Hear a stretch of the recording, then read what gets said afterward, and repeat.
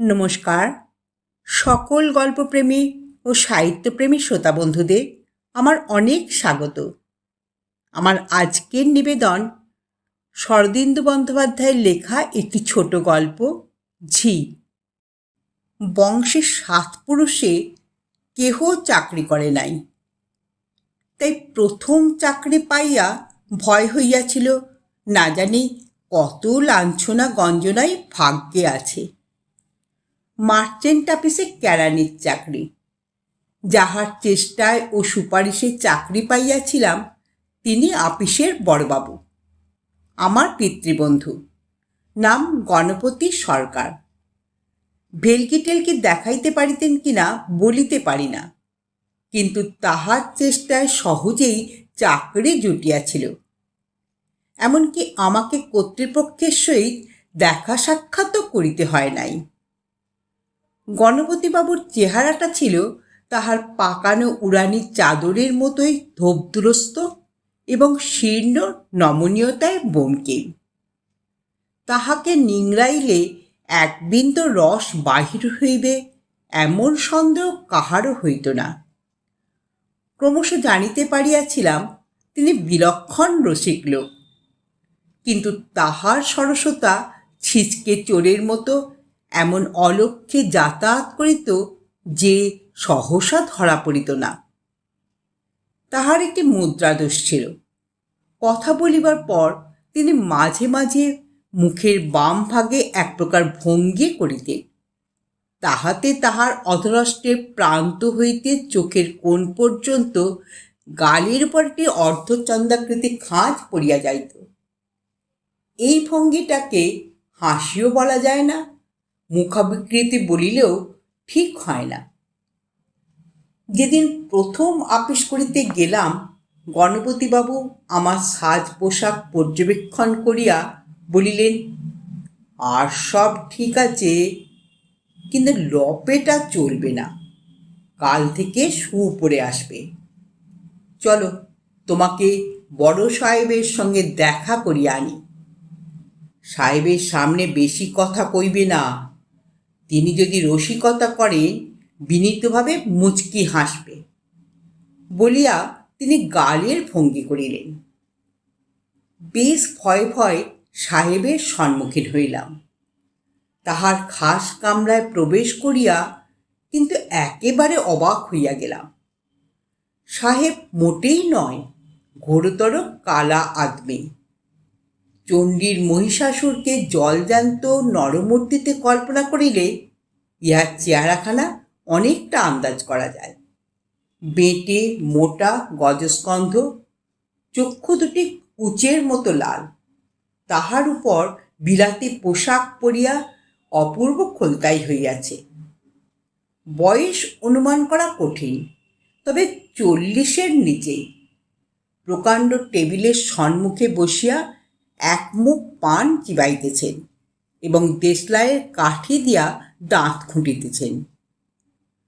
পরে জানিতে পারিয়াছিলাম মিস্টার ঘনশ্যাম ঘোষ একজন অতি তুখর ও কর্মনিপুণ ব্যবসায়ী। বছরে 2 বিলাতে যান। সেখানে কোম্পানির বিলাতি কর্তৃপক্ষ তাহার কথায় ওঠে বসে। বস্তুত বিলাতি সওদাগরি আপিসে একজন বাঙালির এমন অখণ্ড প্রতাপ আর কখনো দেখা যায় নাই। আমার সহিত প্রথম সাক্ষাতেই এমন ব্যবহার করিলেন যে একেবারে মুগ্ধ হইয়া গেলাম। ভয় তো দূর হইলই, ইনি যে একজন অত্যন্ত কদাকার ব্যক্তি এ কথাও মনে রইল না। কথার অমায়িকতায় মুহূর্তের মধ্যে আমাকে বশীভূত করিয়া ফেলিলেন।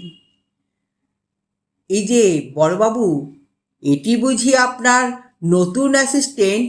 বেশ বেশ, দাঁড়িয়ে রইলে কেন হে, বসো। বড়বাবু, আপনি আপনার কাজে যান না? বিয়ে করেছ? বেশ বেশ। আরে তোমাদেরই তো বয়স, এখন চাকরি হলো আর কি, মন লাগিয়ে কাজ করবে, ব্যাস, দেখতে দেখতে উন্নতি। আমার অফিসে কাজের লোক পড়ে থাকে না। নাও পান খাও। আরে লজ্জা কিসে? তোমরা হলে ইয়ং ব্লাড, নতুন বিয়ে করেছ, পান খাও, তা কি আর আমি জানি না? আমার অফিসে ডিসিপ্লিনের অত কড়াকড়ি নেই। নাও নাও, হে হে হে। তারপর সুখ স্বপ্নের মতো দিনগুলি কাটিতে লাগিল। চাকরি যে এত মধুর তাহা কোনোদিন কল্পনা করি নাই। কাজকর্ম এমন কিছু নয়, একজন সাধারণ বুদ্ধিসম্পন্ন লোক 2 ঘন্টার মধ্যে সমস্ত দিনের কাজ শেষ করিয়া ফেলিতে পারে। তারপর অখণ্ড অবসর, সমবয়স্ক সহকর্মীদের সঙ্গে গল্পগুজব, বারান্দায় গিয়া সিগারেটে টানা। কর্তা প্রায় ডাকিয়া পাঠান, তাহার সামনে চেয়ারে গিয়া বসি, তিনি পান দেন, খাই। কখনো বাড়ি হইতে ভালো পান সাজাইয়া লইয়া গিয়া তাহাকে দিই। তিনি খুশি হইয়া খুব রঙ্গ তামাশা করেন। কখনো বা রাত্রির কথা জিজ্ঞাসা করেন। তাহার হাসি তামাশা একটু আদিরস ঘাসা হইলেও ভারী উপাদেয়। বস্তুত তিনি যে অত্যন্ত নিরহংকার অমায়িক প্রকৃতির মানুষ, এ বিষয়ে কোনো সন্দেহ রইল না। গণপতিবাবু কিন্তু মাঝে মাঝে আমাকে সতর্ক করিয়া দিতেন, ওহে বাবাজি, একটু সামলে চলো। কর্তা তোমাকে ভালো নজরে দেখছেন, খুবই আনন্দের কথা, কিন্তু যতটা রয়স হয় ততটাই ভালো। আজকারা পেয়ে যেন বাড়াবাড়ি করে ফেলো না, নিজের পজিশন বুঝে চলো। কর্তা লোক খারাপ নয়, কিন্তু কথায় বলে বড়োর পিরিতি বালির বাঁধ। লক্ষ্য করিয়াছিলাম তিনি কর্তার সহিত প্রভুভৃত্যের সম্বন্ধ একেবারে খাঁটি রাখিয়াছিলেন। কর্তা তাহার সহিত হাস্য পরিহাস করিতেন, কিন্তু তিনি বিনীতভাবে মুচকে মুচকে হাসি ছাড়া আর কোনো উত্তরে দিতেন না। মাস 3 কাটিবার পর একদিন দুপুরবেলা অবকাশের সময় কর্তার ঘরে গিয়েছি। ঘরে পা দিয়াই কেমন যেন অস্বস্তি বোধ করিলাম। কর্তা নিজের চেয়ারে ঘাড় গুঁজিয়া বসিয়াছিলেন। আমার সাড়া পাইয়া চোখ তুলিলেন। তাহার চোখ দেখিয়া থমকিয়া গেলাম। জবা ফুলের মতো লাল চোখে আমাকে কিছুক্ষণ নিরীক্ষণ করিয়া কর্কশ কণ্ঠে বলিয়া উঠিলেন, কি চাও? এখানে তোমার কি দরকার? তাহার এইরকম কণ্ঠস্বর কখনো শুনি নাই। থতমত খাইয়া গেলাম। আজ্ঞে আমি আমি তিনি লাফাইয়া উঠিয়া গর্জন করিলেন, পান চিবোতে চিবোতে পাঞ্জাবি উড়িয়ে আপিস করতে এসেছ ছোকরা? এটা তোমার শ্বশুর বাড়ি পেয়েছ বটে, গায়ে ফু দিয়ে ইয়ার্কি মেরে বেড়াবার জন্য আমি তোমাকে মাইনে দিই? যাও, টুলে বসে কাজ করো গে। তোমার মতো পুচকে কেরানি খবর না দিয়ে আমার ঘরে ঢোকে কোন সাহসে? ফের যদি এরকম বেচাল দেখি, দূর করে দেব। হোঁচট খাইতে খাইতে ঘর হইতে বাহির হইয়া আসিলাম। এ কি হইল? নিঃসারে নিজের জায়গায় গিয়া বসিলাম। অভিভূতর মতো 8 ঘন্টা কাটিয়া গেল। আমি নূতন লোক, তাই বড়বাবুর পাশেই আমার আসন। চোখ তুলিয়া দেখিলাম তিনি গভীর মনোসংযোগে খসখস করিয়া লিখিয়া চলিয়াছেন, আর সকলে নিজ নিজ কাজে মগ্ন। কেহ মাথা তুলিতেছে না। আমি কাঁদো কাঁদো হইয়া বলিয়া উঠিলাম, কি হয়েছে কাকাবাবু? তিনি লেখা হইতে চোখ না তুলিয়াই চাপা গলায় বলিলেন, কাজ করো, কাজ করো। সেদিন সন্ধ্যার পর গণপতিবাবুর বাসায় গেলাম। তক্তপোষের উপর বসিয়া তিনি তামাক খাইতেছিলেন। সদয় কণ্ঠে বলিলেন, এসো বাবাজি। কিছুক্ষণ চুপ করিয়া বসিয়া রইলাম। লজ্জায় ধিক্কারে মুখ দিয়া কথা বাহির হইল না। শেষে অতি কষ্টে বলিলাম, কি হয়েছে আমায় বলুন, আমার কি কোনো দোষ হয়েছে? তিনি বলিলেন, না, তোমার আর দোষ কি? তবে বলেছিলাম, বড়র পিড়িতে বালির বাঁধ। এর মধ্যে কোনো কথা আছে? আপনি আমাকে সব খুলে বলুন কাকাবাবু। তিনি কিছুক্ষণ এক মনে ধূমপান করিলেন। খুলে বলবার মতো কথা নয় বাবাজি। না, আপনাকে বলতে হবে কেন উনি আমার সঙ্গে এমন ব্যবহার করলেন। তিনি দীর্ঘকাল নীরব হইয়া বসিয়া রইলেন।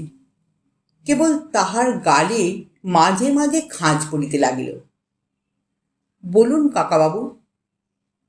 তুমি ছেলের মতো, তোমার কাছে বলতে সংকোচ হয়। আসল কথা ঝি। বলিয়াই তিনি চুপ করিলেন।